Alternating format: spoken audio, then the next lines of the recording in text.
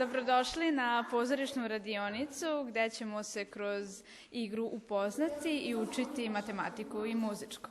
Konkretno za ovu pozorišnu radionicu spajamo odeljenje 4B i 4D. Ono što je specifično za ovo odeljenje jeste da se u jednom odeljenju nastava održava na mađarskom jeziku, a u drugom odeljenju nastava na srpskom jeziku.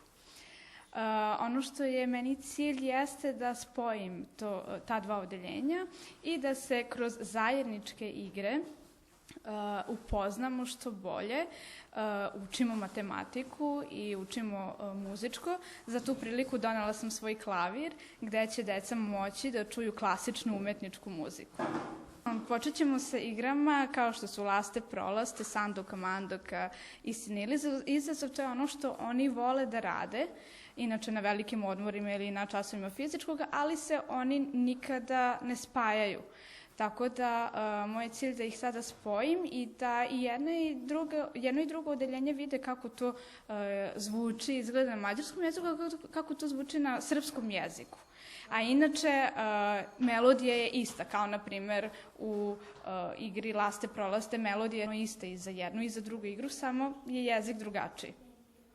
Danas ćemo imati pozorišnu radionicu kroz koju ćemo se igrati, učiti i pre svega upoznavati. Učit ćemo muzičko i matematiku, a imamo i klavir i moći ćemo da slušamo klasičnu muziku uživo. Koji je tvoj omiljeni predmet? Moj omiljeni predmet je fizičko i likovno, ali veoma volim i muzičko. Csináltunk műhelymunkákat, matematikát, zenét, megismerkedtünk a D-osztályjal. Danas ću da se upoznam sa B razredom, danas ćemo se družiti, igrat ćemo se.